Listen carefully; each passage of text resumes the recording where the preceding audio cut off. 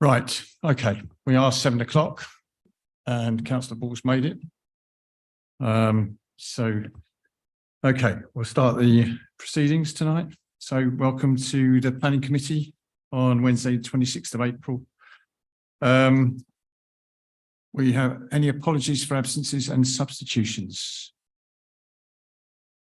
No, right, okay. No urgent matters that I'm aware of, unless someone brings them to my attention right now. No. Any declarations of interest? Nope. Okay.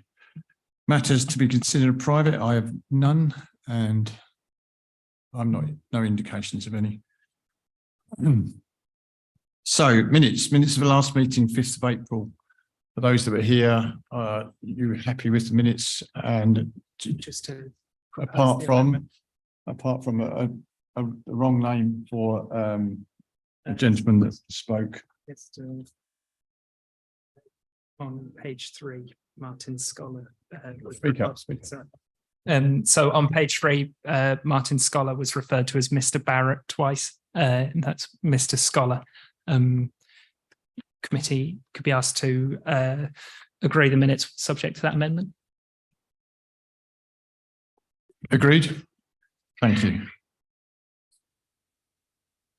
Right, site visit attendance. Right, let's go through.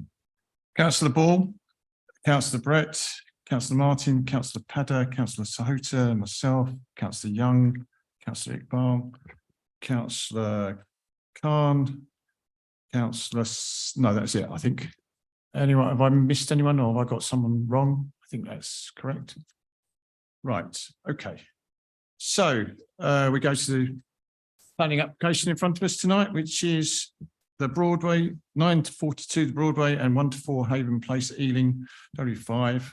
And to introduce that, we have Wade Banks, our officer. Thank you. Okay, let me share my screen.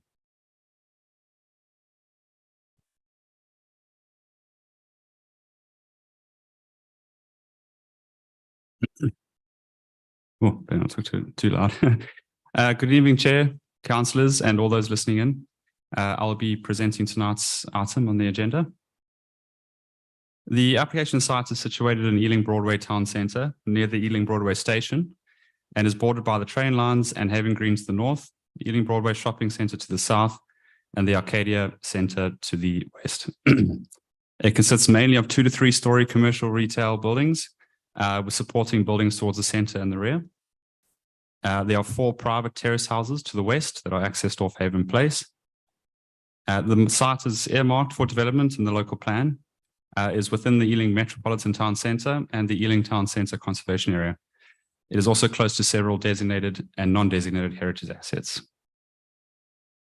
The applicant seeks planning consent for the proposed partial demolition and refurbishment and development of the site to provide an office-led mixed-use scheme with flexible retail, restaurants, and cafe uses, a music venue, and leisure uses in the form of a music venue and a gym, with a new area of landscaped public realm, a pedestrian route, and other associated works. Most of the site is to be demolished. However, the main structures of numbers 9 to 16, 25 to 29, and 35 the Broadway would be retained. These are buildings that have been identified as being positive contributors to the conservation area. The height of the main building volume would be ground plus 9 stories, with a setback story at level 10. And the main volume would be 21 stories, and that would be located in the northwest corner, which would provide further office accommodation. The proposed scheme for the site has undergone a comprehensive pre-application process with various parties, including the council, the GLA, Historic England, as well as a community engagement that the applicant has undertaken themselves. The council conducted 2 statutory consultation periods, and feedback from both supporters and objectors were received. While respondents generally supported the regeneration of the site and the various economic benefits, the height and architecture of the proposed building were the most common objections, along with concerns about the impact on heritage assets and local amenities. The loss of existing housing stock and the level of affordable housing, affordable workspace provision, were also raised as concerns. The impact on local traffic, parking, air quality were also mentioned. However, after thorough consideration, the recommendation for approval has been made as the benefits of the proposed development are considered to outweigh the concerns raised.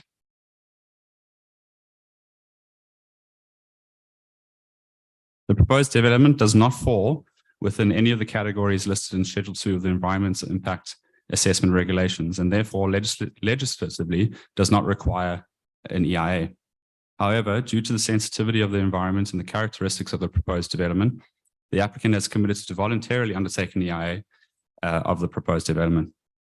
The environmental statement has been independently assessed by the council's appointed experts who have undertaken a full review of the environmental statement. And following this review and receipt of additional clarifications, Temple Group have been able to close out all the issues and, where necessary, set out details of further mitigation measures required. Officers supported by Temple Group consider that the environmental impact, including the cumulative impacts of the proposed development, have been robustly assessed. The proposed development aligns with policy to support and strengthen the Ealing Metropolitan Town Centre and would intensify an existing brownfield site within the town centre in line with national and local planning policies. The varied approach to heights and scale and massing takes into consideration the diverse and evolving context of the local area and responds to neighbouring buildings' varying nature. The design has been carefully considered to ensure visual cohesiveness and integration within the Broadway, enhancing the site's layout, function, and appearance in accordance with planning policies. The site is identified in both the current and emerging local plan as being suitable for a tall building, and sufficient information has been provided to demonstrate compliance with London Plan Policy D9. A detailed assessment of the heritage significance of each of the various heritage assets that may be affected by the proposed development and subsequent assessment of the impact on those is set out in detail in the officer's report. The assessment concluded that the proposed development would inevitably result in a degree of harm to the significance of several heritage assets, most notably being the Ealing Town Centre Conservation Area. The level of harm in policy terms has been assessed as less than substantial. However, it is noted that this does not mean insignificant. It is clear that from the policy context that decision makers should give considerable importance and weight to the desirability of preserving the setting of listed buildings and conservation areas. These duties and appropriate weight to be afforded to them must be at the forefront of decision makers' mind when considering any harm they may acquire and the balancing of such harm against the public benefits as required by national policy. To this end, the harm identified to the designated heritage assets within the wider context of the application site have been given considerable weight in the planning balance. On the other side of the planning balance that needs to be considered are the significant public benefits of the scheme. These include the associated heritage benefits, as the scheme does not only cause harm, the transport-related benefits, the significant economic benefits, along with several others, not the least of which is the optimization of this key, accessible and centrally located, allocated site within the town centre. The proposal would deliver affordable workspace, and despite not being in full compliance with the draft Ealing local policy due to the level of discounts offered, it is important to note that these discounts secured would still be of significant benefit for small businesses and startup businesses, overall complying with the spirit of the draft policy. The affordable workspace provision is considered to be of a significant benefit of the proposal. Collectively, in this case, these public benefits are considered to have sufficient weight to outbalance the identified harm to the significance of both designated and non-designated heritage assets in the area. Therefore, it is considered that they would, taking all considerations into account, tip the balance under the MPPF paragraph 202 and 203 in favour of supporting a grant of permission for this positively beneficial development in accordance with the development plan taken as a whole. All other matters, including impact on neighbouring amenity, environmental health, transport, servicing, energy and sustainability, and fire safety, have all been assessed and found acceptable. Where impacts have been identified, appropriate mitigation has been provided, either through the design approach, conditions of consent, or secured through the Section 106 agreement. It is also worth mentioning that the proposed energy strategies are particularly noteworthy. The Council's Energy Officer has expressed strong support of the proposed strategy, which incorporates both passive and active energy and carbon saving measures and would deliver an all-electric development to a particularly high environmental standard. To conclude, the proposals would deliver significant economic, heritage, transport, and other related benefits, including the optimization of the key centrally located, highly accessible, designated development site, securing its optimal viable use. These benefits are considered to outweigh the harms identified, which have all been mitigated as far as practically possible. The proposals have evolved through an extensive pre-applications discussions, and the proposed scheme is considered to be of a high-quality design and would result in much-needed provision of high-quality office space in line with strategic objectives for this specific part of the borough. The form, layout, and design of the proposals is supported and displays good principles of urban design. The taller buildings proposed are proportionately positioned on site to mitigate adverse impacts and are of a high architectural quality. On balance, the proposals are considered acceptable, and it is recommended that the Planning Committee grant consent subject to conditions and any direction of the Mayor of London. At this stage, I would like to draw the committee's attention to the briefing notes, which outlines additional comments that were received post-publication of the officer's report. It makes 2 minor clarifications within the report itself and outlines 3 additional recommendations of consent. In addition to this, post-publication of the briefing notes, an objection was received from Councillor Kumar, objecting to the height and massing of the proposal, its impact on heritage assets, its impact on traffic in the area, safety of the site, and expressing disappointment that the concerns raised by local residents and stakeholders did not outweigh the reasons for approval. Thank you. Thank you, Wade. We have 2 speakers in objection, which is unusual, but as I explained to the committee on Saturday, this is following on from 2 previous applications where we did allow 2 speakers. So we are allowing 2, and Mr. Payne, you were first to come in, and Mr. French, you were second. So I was 5 minutes between you. It was up to yourselves how you did, well, between you, how you divvied it up. I believe, Mr. Payne, you're doing 3 minutes, and Mr. French, you're doing 2 minutes in that order. And we'll have a slight gap where you change over. So you can come up to the rostrum or you can do it from there. It's up to you, whichever way you want to do it. That's okay. Right. Are you ready, Mr. Payne? Yes, indeed. Thank you very much. Right. I will remind you when you're 30 seconds out from 3 minutes. Excellent. Okay. Thank you. Well, thank you, Chair. I'm speaking today as an Ealing resident of more than 50 years and a registered town planner concerned with improving the urban environment, and a member of the World Town Planning Institute International Committee and Policy Committee. I've also been advising the World Bank and UN Habitat on these issues and have published widely. Clearly, the Council might benefit considerably from the revenues this proposal could generate from business rates. However, such revenues would be at the price of Ealing's reputation as a green London borough as embodied on the Council's logo. I can see little merit in the proposal.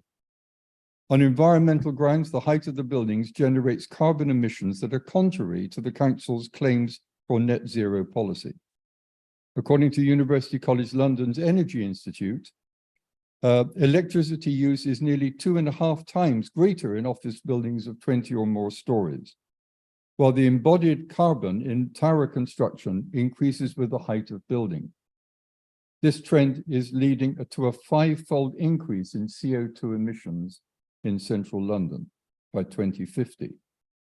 On aesthetic and heritage grounds, the design, I have to say, is ugly and out of character with the area. I'm in good company in stating this. Historic England, the government's heritage advisors, state that the proposal would be wholly alien to the character and appearance of the Ealing Town Centre. They go on to say that in this case, we consider that the harm could only be meaningfully reduced through a significant reduction in the height and scale of the proposed new buildings. The GLA also objects to the height and breadth of the tower, saying it is an alien and dominant building form that would overwhelm the town centre. It goes on to say that the scheme is in conflict with the NPPF, since it has failed to adequately seek to avoid, minimize, and mitigate harm to designated heritage assets. Finally, the Metropolitan Police consider even the amended design not to be acceptable, and they object to it. This is arguably the most important site in Ealing, and it is vital that the heritage aspects are central in assessing planning applications. Previous proposals have been referred to the mayor, and any approval granted today will be strongly contested by all the community groups with whom I have consulted. Neither Chiswick nor Richmond have allowed tall buildings to spoil their town centres, and neither should Ealing. Development should be plan-led, and plans should be community-led, not developer-led. I urge the committee to reject the application as it stands. Thank you. Thank you. And that was bang on time. Thank you very much. Mr. French, sorry, would you like to turn your microphone off? Sorry. Thank you. Mr. French, you have the option to come up here as well. I'm fine here. That's okay. Again, 30 seconds. Yeah, I appreciate it. I have actually asked for some slides to come up, so I think they will be following. Thank you. I'm from Save Ealing Centre. Oh, sorry. Just let me just make sure the slides are going to come up. Okay. Thank you. Yes. Right. Thank you so Right, much. start. Thank you. Okay. I'm from Save Ealing Centre, and we've always said we want this key site developed. Planning blight has left it run down for 20 years. And we support a commercially led development to bring new business into Ealing, which is becoming a dormitory suburb. But your duty tonight is to ensure the scheme is good for Ealing, and this one's not. For reasons my limited time can't do full justice to, I want to talk about. Now, the discussion goes back to the 2008 Glencairn planning consent, which an inspector overturned after a 3-week inquiry. His message was that Glencairn's tower was too dominant and overbearing. And Benson Elliott's 2017 plans were heading for a similar fate. The inquiry was abandoned at the last minute when British Land bought the site. Historic England joined SEC then in opposing BE's plans, and they commissioned Farrell's architects to show why. That's a sign of what they're saying, and they wanted a lower building. This scheme is far more intrusive than Benson Elliott's. The tower is 3 stories higher with a far wider profile. Its impact on the town centre and Haven Green conservation areas, both of which are at risk, will be ruinous. And there's a view of it. In overturning Glencairn's tower, the Secretary of State said the design must be considered in context, and the same goes today.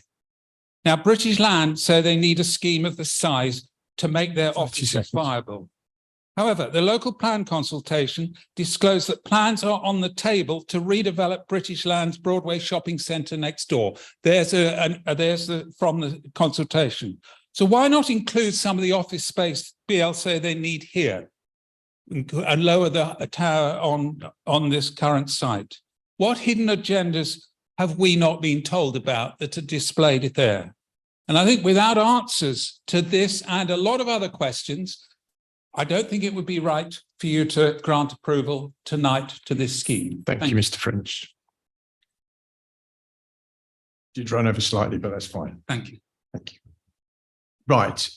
I will give you equal time, which is 5 minutes and 10 seconds. So I have to be fair to both sides. So the microphone, Mr. French. Again, Mr. Owens, you can come up here or you can speak from there. It's up to you. I think I would like to accept your offer, I may, because otherwise it's rather strange. I'm going to be addressing councillors with the back of my head, which I've never fine. done before. Thank you.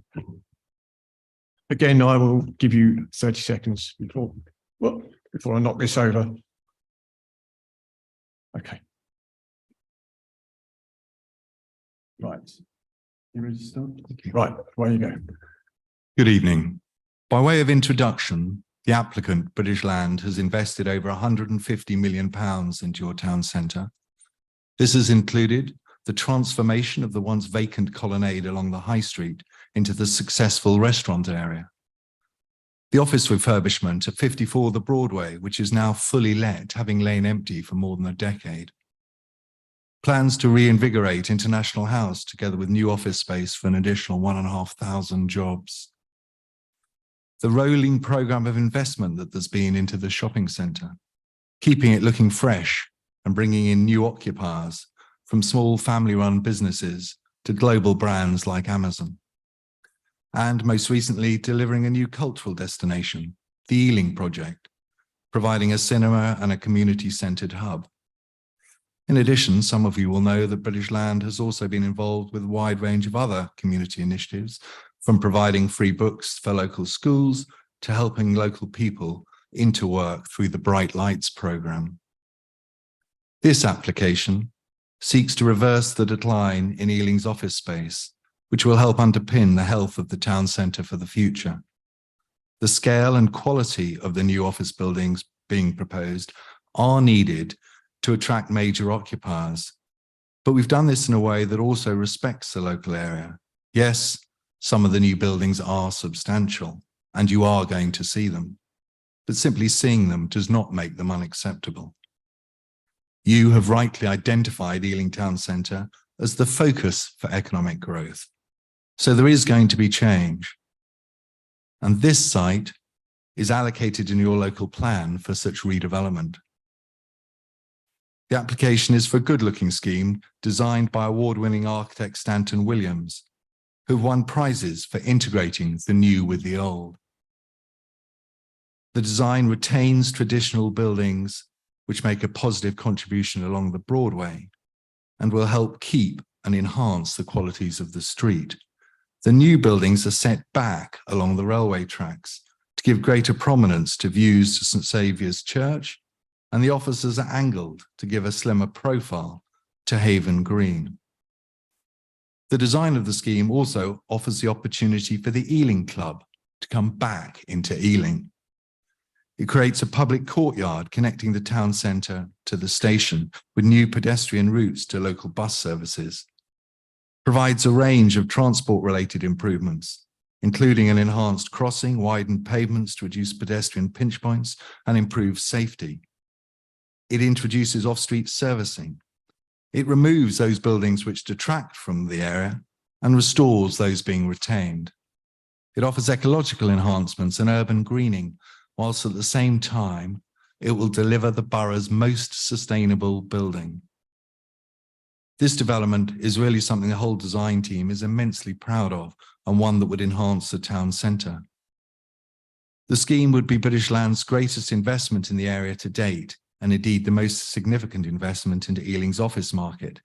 Economically, it will have a large beneficial impact. It's not just the nearly £4 million of additional business rates revenue that would be raised every year for the council. It would also generate over 2,800 permanent jobs and 250 construction jobs. It will strengthen the economic base of the tower with an estimated 238 million gross value added, with 130 million in employee wages every year. More people will be brought into the town centre, which will strengthen other shops and services, with an additional £7.7 million being spent in them every year, and the delivery of affordable workspace. Indeed, members should note that all the office space will be relatively affordable, with rents at less than half those for equivalent space in the West End. Therefore, there's a real opportunity here to attract in some prestigious occupiers. Overall, we believe that we've got the balance right, and with your backing, this development will help underpin the future of Ealing. This is a good news story, and one we really hope that you will all want to. 30 seconds, sorry. You may want to, I've turned your mic off by mistake. You may want to finish that last sentence, sorry. The last sentence was simply saying that it's one that we hope you'll all want to support in line with the recommendation for approval. Thank you. Thank you, and apologies for cutting you off. I hit the wrong button here. Thank you to all the speakers for being within their time or about their time. Thank you. Councillor Gallant, I believe you're the ward councillor that wants to speak on behalf. Oh, sorry, about this application, probably not on behalf. I might be jumping in there. Please take note for how the speakers did it within their own time. You have up to 5 minutes, and I'll repeat up to. You do not have to use them all. But yes, and we will tell you with 30 seconds to go, as usual, as you know. Thank you. Away you go. Thank you very much, Chair. And thank you. I am in a representative capacity. I'm representing residents of Ealing Broadway. Thank you for giving me the opportunity to do so. I followed this development from its outset, and of course, I much admire the developer, the good they've done for Ealing. And I acknowledge that there's good, positive and negative in this proposal. Of course, it redevelops a rundown area which has been run down for many years, whilst respecting many of the heritage features. It offers exciting new retail opportunities and a new music venue that for those who live in Ealing and for those who are going to come to Ealing as a destination. And of course, it will hopefully house a major company whose employees will spend all their money in Ealing, and that is good. But there are concerns which have to be addressed and have not yet been addressed as far as I'm concerned and for the people who've spoken to me. One of these is safety. I'm cursed with knowledge of sites in Ealing, inset areas where there's crime, where there's littering, antisocial behaviour, rats, and so on. I don't want to see another place become like that. Although I've seen some mitigation, I feel that those question hasn't quite yet been answered for this inset area. But the main issue, of course, is the massing and the height of the proposed building. Now, Ealing Centre is a potpourri of many different styles, and they harmonise quite well because they're mostly low. The minute that one comes up and becomes very high, that accentuates a particular style because it's high, and then it looks out of place. And however you dress it, or however mineralized it is, this is an angular, box-like 21-story block, which is going to totally dominate the cityscape. It threatens that view of Christ the Saviour. It threatens the tranquility of the view out from Haven Green and many other aspects. And I'm going to ask you to pay careful attention to what Historic England have said and the representatives from all the conservation areas. And then I'm asking you to pay attention to what residents feel. Now, I admire people, I really do admire people who are attached to their area and proud of their surroundings. For one, they tend to look after their surroundings, so they're important for me. And so I'm going to beg you to consider this element of the application very, very carefully and the negative effect that such a high construction might have on the centre of Ealing. Thank you very much. Thank you, Councillor Glenn, and well within your time. Thank you very much for that. And you caught me on the hop there. Thank you. Wade, would you like to address any of the issues that have been brought up by the objectors or Councillor Gallant? Yes, sure. A lot of the concerns raised are all noted, and a lot of them have been addressed in great detail in the officer's report. Obviously, there's respectfully a difference in opinion. But I can maybe just touch on a few of them. There was talk early on about the energy efficiency of the building and the impact this will have on climate change. As the applicant has pointed out and is set out in the officer report, it's one of the most, if not the most efficient buildings in Ealing. When you compare it to the 2013 building regulations, the London Plan requirement was to meet a 35% reduction. This would achieve the equivalent of a 45% reduction in carbon to the 2013 building regs. We appreciate that has been updated, but just as a comparison on some of the other schemes.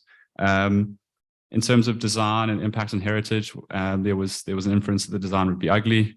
The council respectfully doesn't share this view. I know that design can be somewhat subjective, but as I say, respectfully, we have a different opinion. We do think that I acknowledge the Design Art Crime Officer's late objection or additional objection to the scheme.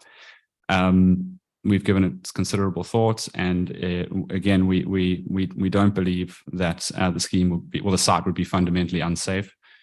We've done some comparisons with similar schemes such as Dickens Yard, the Ealing Shopping Centre, and the through paths and public access through those sites are comparable in their widths.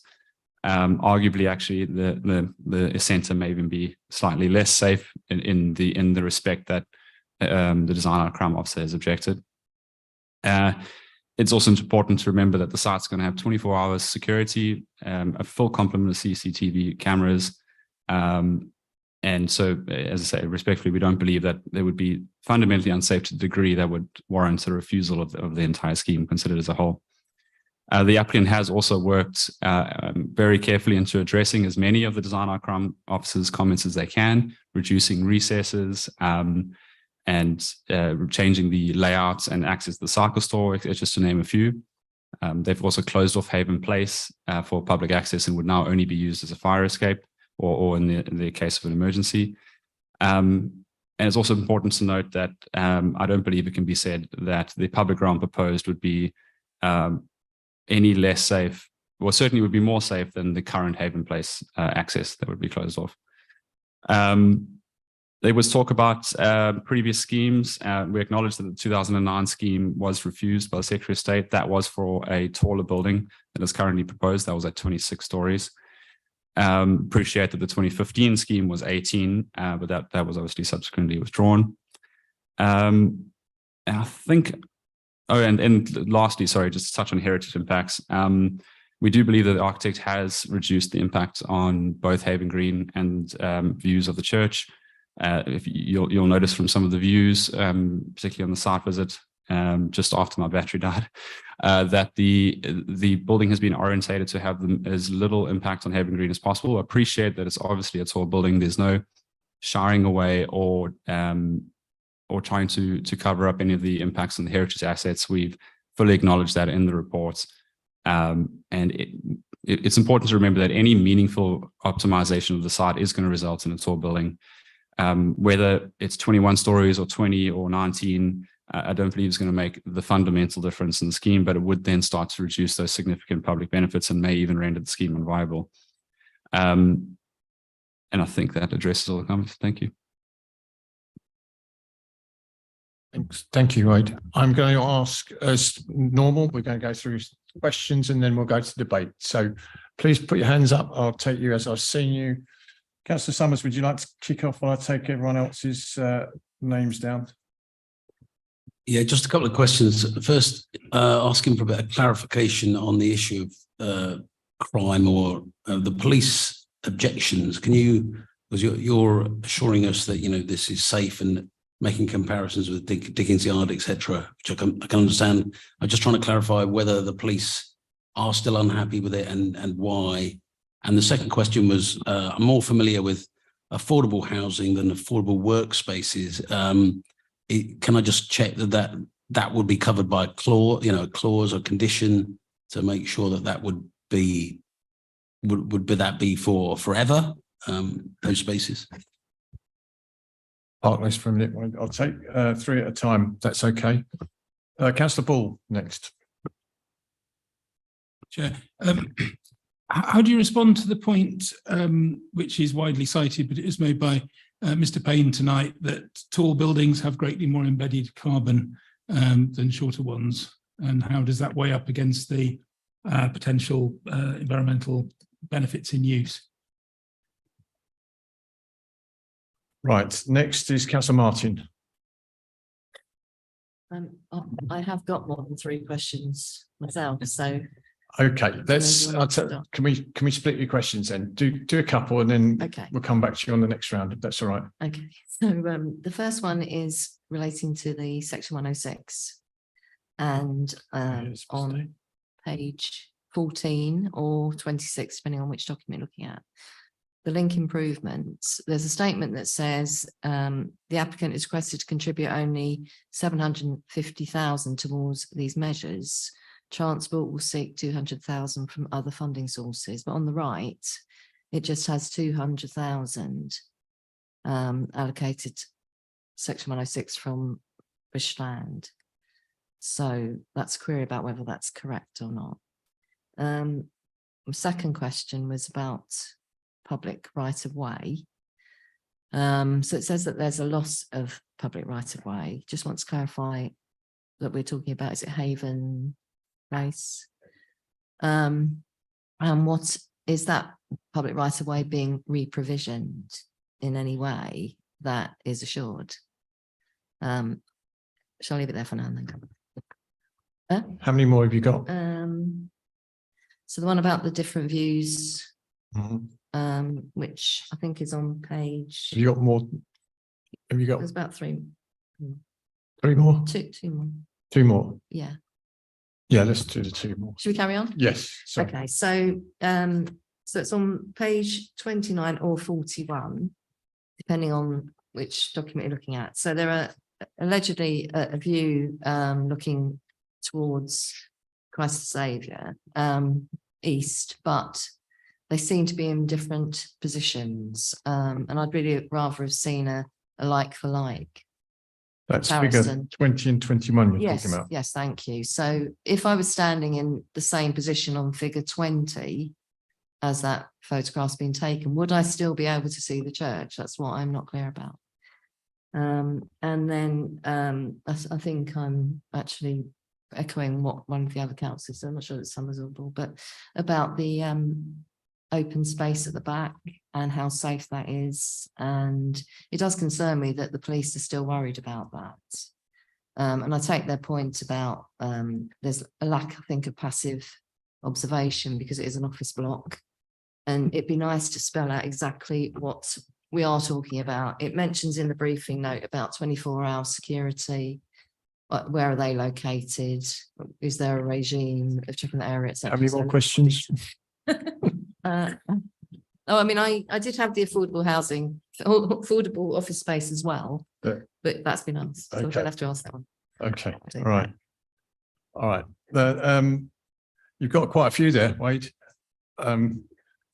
So wade through them. Yeah. Sure, thanks.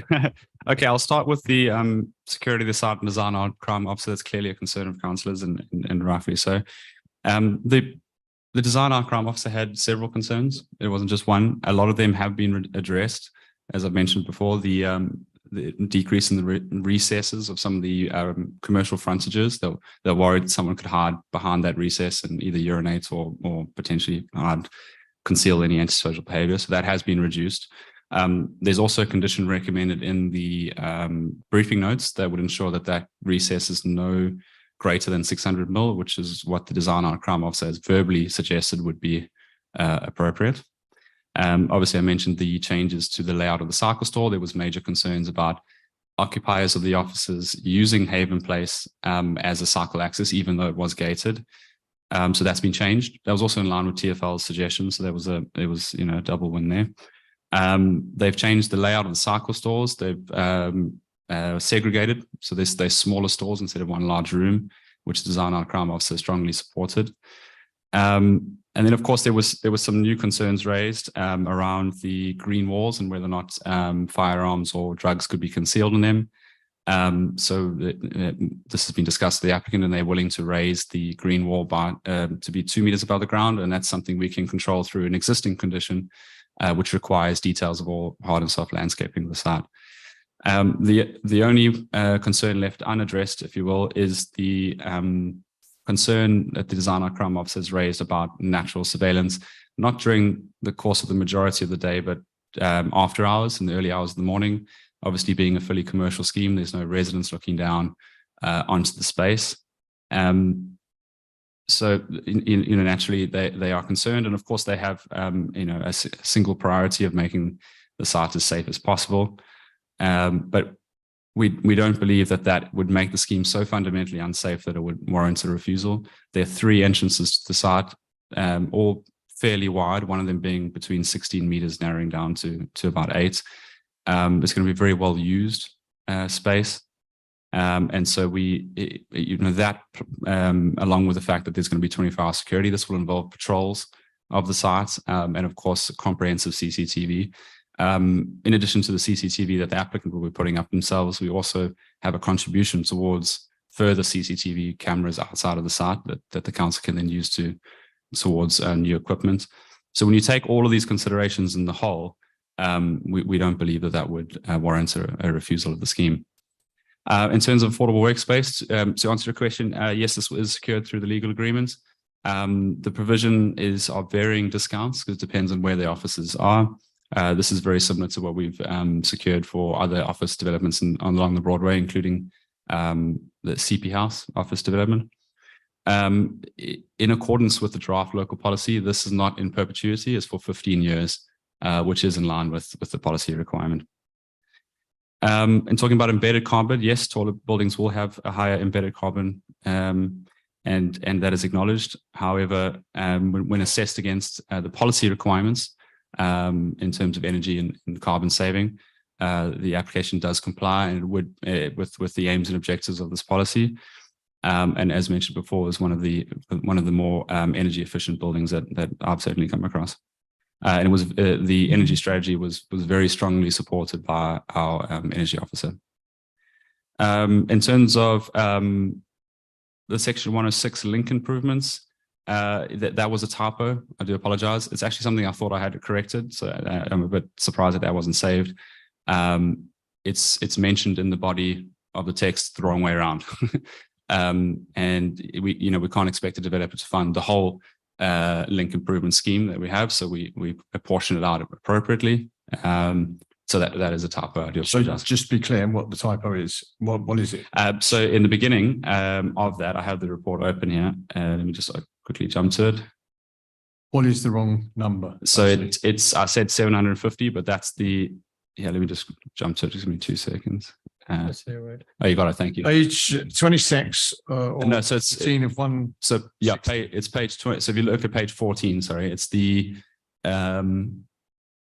very first, the link improvements. So we are right at the beginning of the text, we say 200,000 indexed as a contribution. In the the third column, we say 200,000 as well. But at the bottom of the text where we talk about it, the total cost of the scheme is 950. And we've accidentally said that the developer is required to contribute 750 and the other 200 will come from other sources, but that's the wrong way around, essentially. So I do apologize about that. Okay. So sorry, just 7 minutes for that. Thank you. Jumping back to the other ones. So we talked about the Haven Place rights of way. So that would be closed off, and that's a deliberate design choice, which the Design Art Crime Officer strongly supported, as well as TfL. But instead, it would be that significant public realm through the site, which is a lot wider, a lot more space. That that anyone, even though it'll be privately owned, it is open for the public 24 hours a day. And so that would be a massive improvement on the existing permeability of the site. And the last one is views towards the church. The reason it's slightly different is because the one view is taken from Street View and the other one is taken from the verified views. But there's likely better images in the townscape assessment. But essentially that's the reason it's slightly different. This is one is Street View and one is from the verified view document.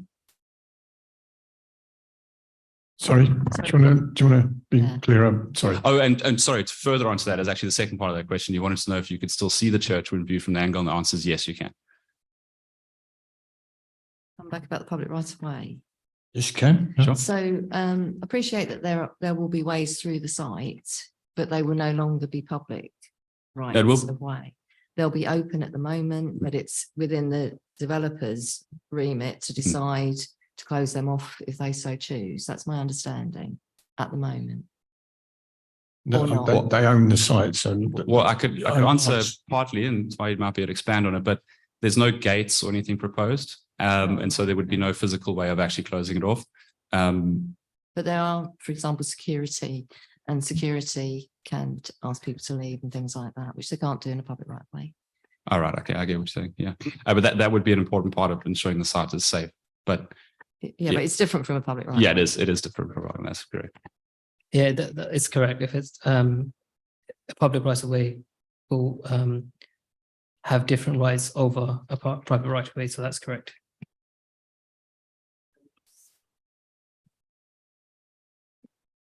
So, okay. Wait, just in terms of the office use, is that 24/7 as well? Well, no, potentially. Potentially, yeah. I mean, I doubt that there'd be any office user that would operate 24 hours a day, but I don't. But the banks work during the night and things like that. Well, that's true. That's very true. Yeah, there's nothing in the consent or the recommendation currently that would prevent that from happening. That's true. Okay. Just want. Yeah, that's a good point. That's a good point. Okay. All your questions so far? So, Councillor Brett, next. Just to kind of go back on the security issue, I'm just wondering, as it's come up so often, whether there's a possibility to have some kind of condition, if this goes through, to kind of reassess the security measures going forward. So, you know, maybe after a length of time, once the site, well, if the site is granted and it's open. So that's just a suggestion. And then I've got a couple of other questions just around the existing businesses, and I'm talking about the established existing businesses, the kind of bigger brands, kind of what's being done to kind of support them potentially going back into the area if this goes ahead. And then the other one is around, obviously this is a positive thing, which is around the 2,000, I think it's 800 permanent jobs that potentially this brings. And I suppose, has there been enough kind of delving into whether that is viable, in the sense that since COVID, the workplace is a very, very different beast, and people don't work in the office in the same structure, in the same way that they have done in the past. So just wondered if that had, been taken into consideration. Thank you. Hold that a minute. Councillor Padder.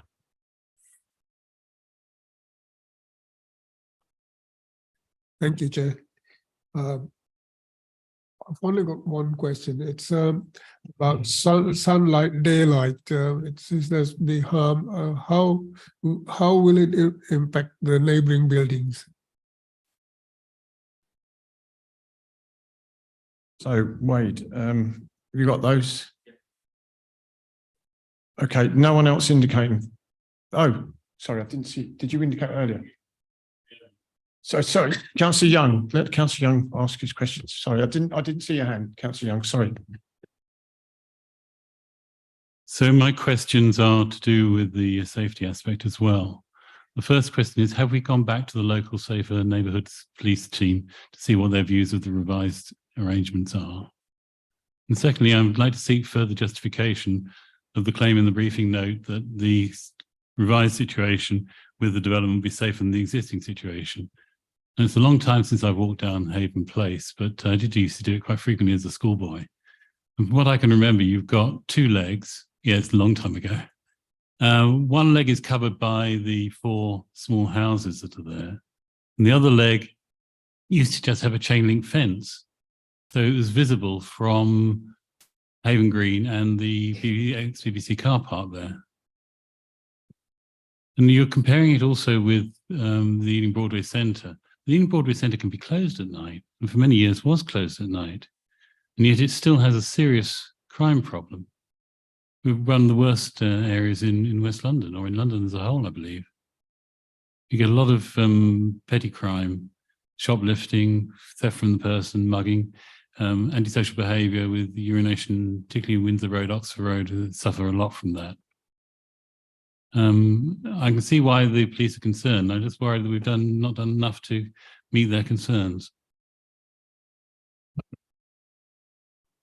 Right, Wade, would you like to address those questions, please? Yes, thanks. To answer the very first question about condition on security, yes, we've actually got, we've already got 2. So one is that the recesses can't be more than 600 mil, but more significant that we have a condition that the buildings need to achieve design on crime accreditation. And so that is a requirement of the scheme. In terms of the existing businesses, all those existing buildings are currently on short leases. Many of those businesses actually prefer short leases for various reasons, and they are a bit more affordable that way as well. But they are all well aware of the pending redevelopment on the site prior to signing those leases. They will, of course, have the same opportunity as anyone else to be re-provided back in the scheme if they choose to do so, because many of the shops there probably wouldn't. But bearing in mind that the retail and food and beverage provision strategy wouldn't accommodate everyone. For instance, it's not likely, but not impossible, but it's not likely that the Sainsbury's would be accommodated back in the scheme because of the size of the retail units. But that's not to say that some of the other closed shops, for instance, would be prejudiced in any way of being allowed back in the scheme if they chose to do so. In terms of the office space being viable, it's not strictly a planning consideration, but it is something that's been asked before, something that we've raised during the pre-app process. And obviously British Land have done extensive research into the viability of the office space, and they wouldn't be investing so significantly into even granting the consent if they believed it wasn't viable. It's also important to remember that, you know, a provision of this degree of office space in this part of the borough would assist in making the other office components and office buildings more viable themselves. It's a part of the strategic strategy of this part of the town centre. In terms of sunlight and daylight impacts, yes, there are some. It's outlined in the report. None of these are considered to be of a particularly harmful degree that would warrant a refusal of the scheme. There's been a comprehensive overshadowing analysis of Haven Green as well, obviously that being to the north of the site. In terms of, did we go back to the designer crime officer? Yes, we did. We received the initial comments, obviously, during the first round of consultation, but we did not receive a response despite reconsulting until a very late, only a day or two ago.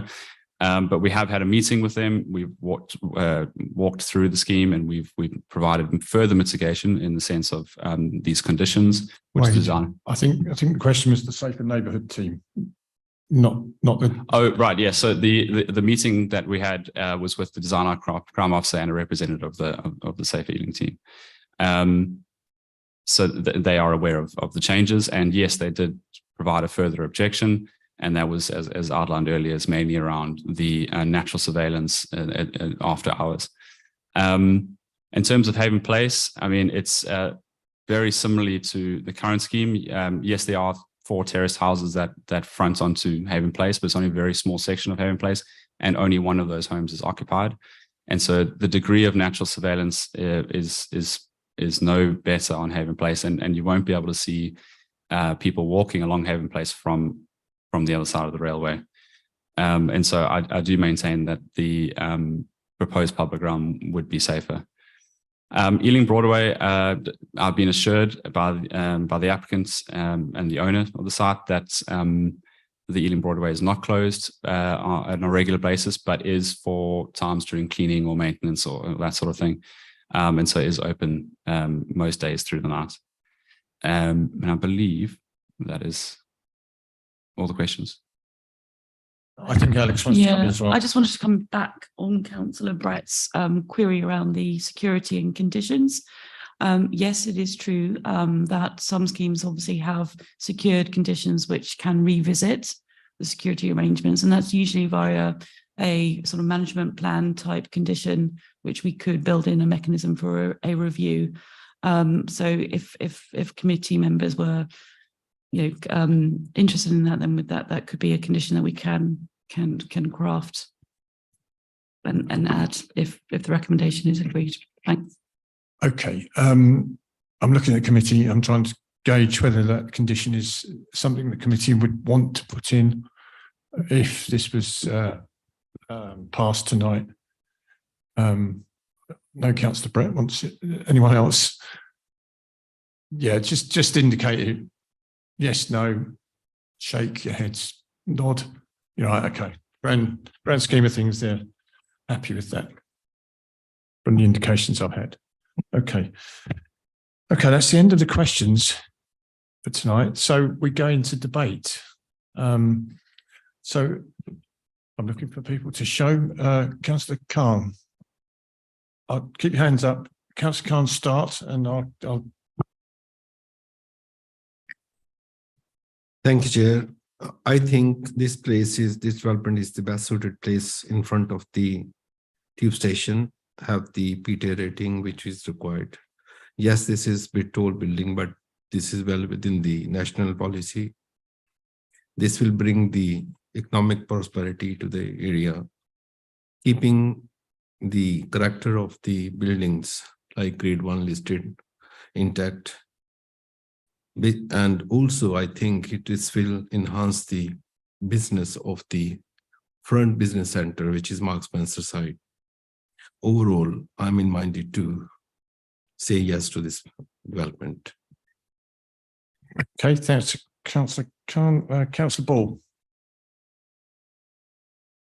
Yeah, thank you, Chair. So at ground level, I think this scheme is broadly preferable to the previous one. It retains more of the Victorian heritage and the way the new buildings relate to the retained sections is better. I think the routes through the scheme are broadly more useful than Haven Place, although I've been down there a lot more recently than Councillor Young, and it is, you know, it's not a terribly unsafe route at the moment. But I do share the concerns. I think it was Councillor Martin about the fact that the new routes won't be rights of way. I mean, the Ealing Broadway Centre did have a rights of way through it, and then they applied for them to be stopped up, and so now they can close it overnight if they want to. And certainly, they may not be doing it now, but they have been doing it until fairly recently. They were routinely closing it at night, and so you could have a situation where a big chunk of the town centre, you know, it's not possible to get through, and that would just be at the, you know, at the whim of the owners. I'm concerned about the design outcry objections. You know, that is very significant. As other members have said, there are a lot of crime issues in the town centre at the moment, in Broadway Centre, and also in other areas around. So the fact that you know, that we're being asked to give permission for development where the, you know, the experts on that aspect of it are objecting to it is very concerning. However, I think it's the 21-storey element that's most problematic. We saw on the site visit just how prominent it would be from this direction, from all the way around, from Haven Green. So that's, you know, from different conservation areas, you know, from the natural environment of Haven Green, it would be very, very prominent, and it would affect a lot of the views in the town centre. So I think we have heard objections to that from English Heritage and so on in the GLA. It does seem to me that it's too tall a tower for this location right in the centre of Ealing. So it seems to me that we are minded to refuse this. You know, if they came back with something which was significantly lower, then I think you'd be in a different position. But I think as it is at the moment, the 21-storey element is just too intrusive, too overbearing to the town centre. And in many schemes, what we're asked to look at is a trade-off that we have to have a tall element in order to get affordable housing. But in this case, it's an office scheme, so there isn't any affordable housing. So, you know, I just don't think that the financial benefits of the business rates and so on are enough to justify you know, this much of a negative effect to the town centre. Councillor Kelly. Thank you, Chair. I think the heritage assets have been well considered in this application, and not broadly around the centre, all these sites that have got historic value. And I'm still very curious where the Methodist church is, because I don't know it. I know the Baptist church, but anyway, so it's been well considered. I mean, there's two issues that come up in this debate, and with questions and some answers, is the scale and the safety aspect. I mean, hitherto there hasn't been such a scale of development in the back of the Broadway in this space in between. But it goes back to what's been talked about, viability, and it is dense, it is big, but for it to be viable, that's the application, and it is policy compliant.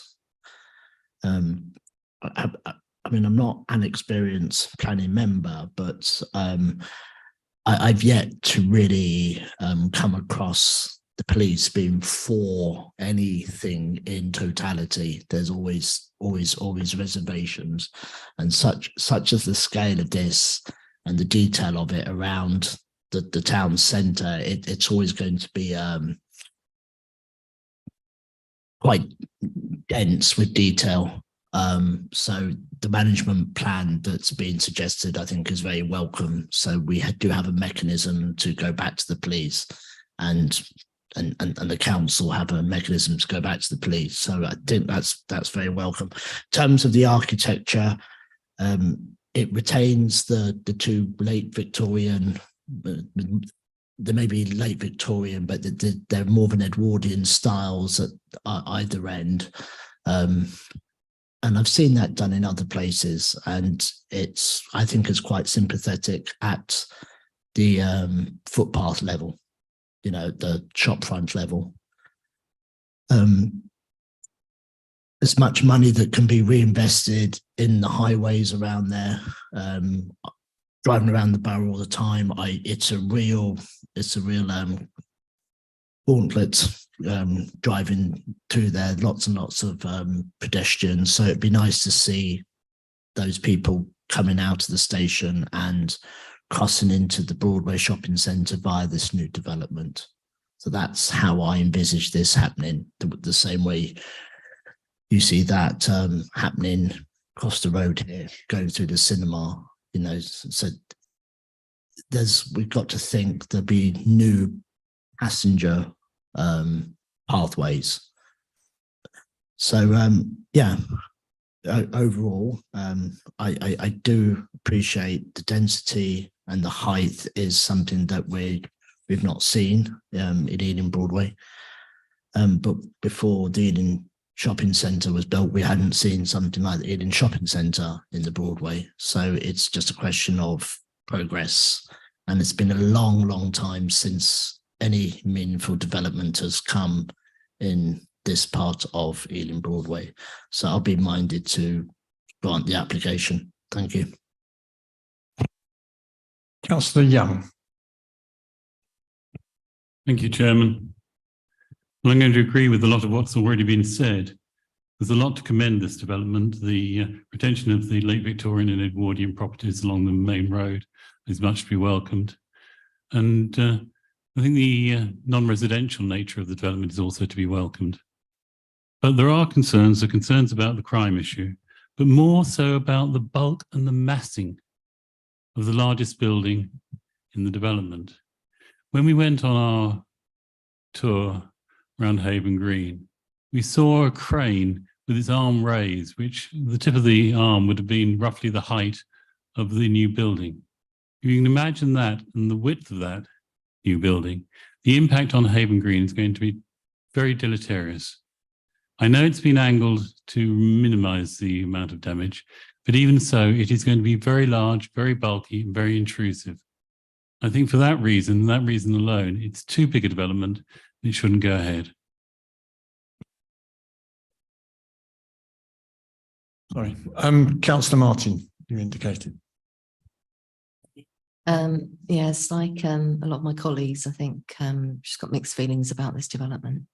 There are lots of positives towards it in its favour, not least the sort of improvement at the ground level, the removal of some of the modern shop signage and etc. would definitely benefit the look of the Broadway, as would bringing a lot of employment into the borough. So there's a lot of positives towards it. But I suppose where I start to have my doubts is about I think the mass of the development is what's causing me concerns. And I think it was English Heritage that described it as discordant.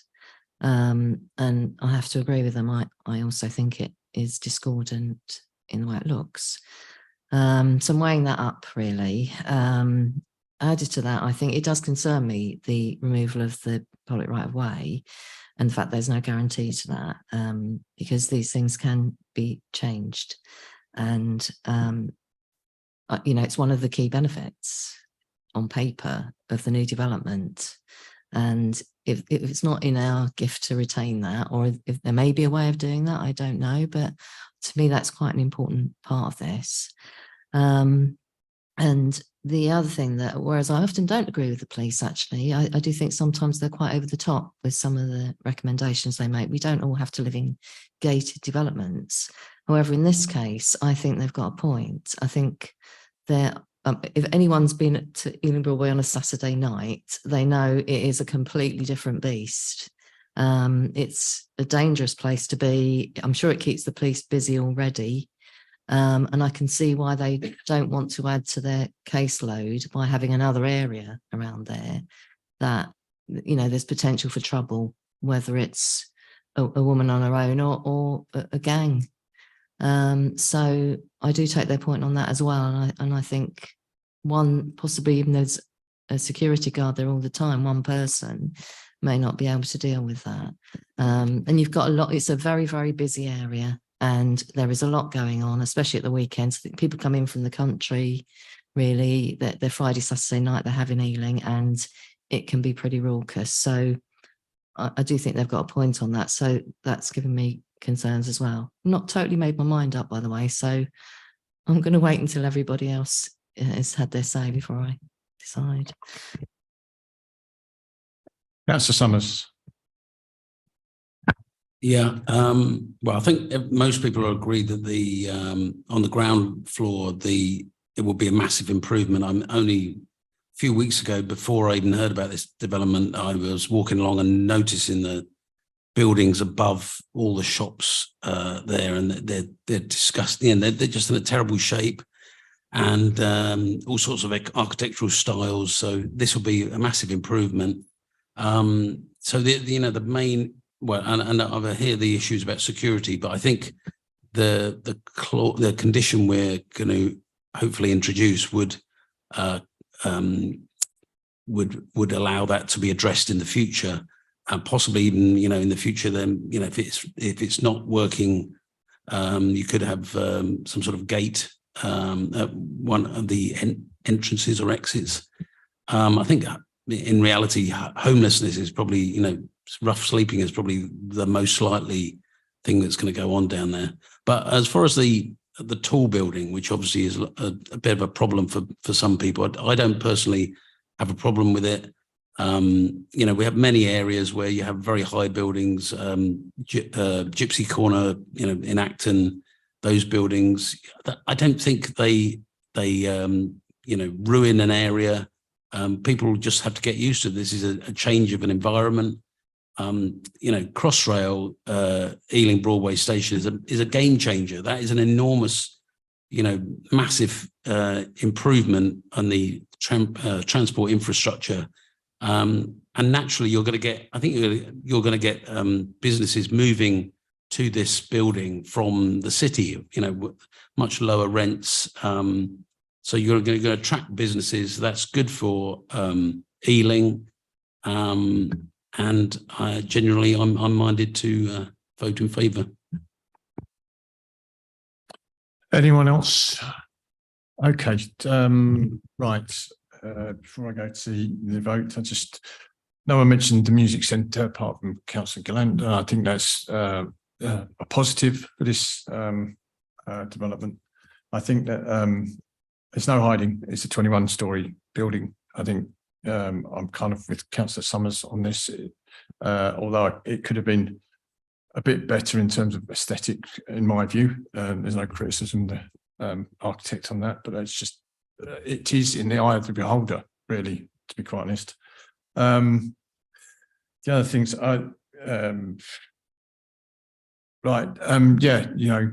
it's too tall. If I had £1 for everyone that said it's too tall but never told me how tall is tall enough, I'd be a rich man. But Councillor Ball said that so many times in this room, it's getting a bit repetitive. So I don't take an awful lot from that. So in terms of the ground level, I think Councillor Summers and others have already mentioned, I think that's a win, and that's for the town centre, and it's bringing it back to a positive again. So in overall, there's more things I would have done. Councillor Martin, I don't, one security guard, did someone mention one security guard, or is that a presumption? It's in the is it in briefing notes. Okay, so that can be brought up further when we in that condition that's been passed. It's useful to explore what we can say yeah. about security. Okay. My thinking was around some sort of estate management plan, which we could look at those things in a bit more detail and include the review mechanism. Okay, and yeah, should it become an unsafe area in the future, then we can deal with that as we have done with the Ealing Town Centre. And yes, Councillor Young, Councillor Ball, right, we did come to this committee and pass that, and they did lock it up for several years. I believe it's open again, but yeah, I mean, we want a robust nightlife in Ealing. And there are times where people do step over that mark, and you know that's part of modern day life, unfortunately. But we want to encourage the music centre, a much bigger venue than what it is there now. Then, yeah, we'll have to deal with it in the future. But in my view, and as you may have guessed, I'm quite minded to vote for the application tonight. So, unless there's anyone else with any further contributions, I'm going to go straight to the vote. Whether you're amending the amendment. I mean, you mean Yeah, accepting the condition? Yeah, the additional condition. Yes. Can you clarify that just for people online? So yes, we are adding a condition that Councillor Brett proposed around reviewing the security further down the line. Probably can we set a time limit, myself and Alex, can we take that away and word it for the committee? Are you happy? Okay, all right, okay, thank you. Right, is that okay? Yeah, as long as everyone knows that's what they're voting on. Yeah. Do we have to vote on the condition? No. Right, okay, we'll just go straight to the main vote. Okay, right, those in favour of the application, please show.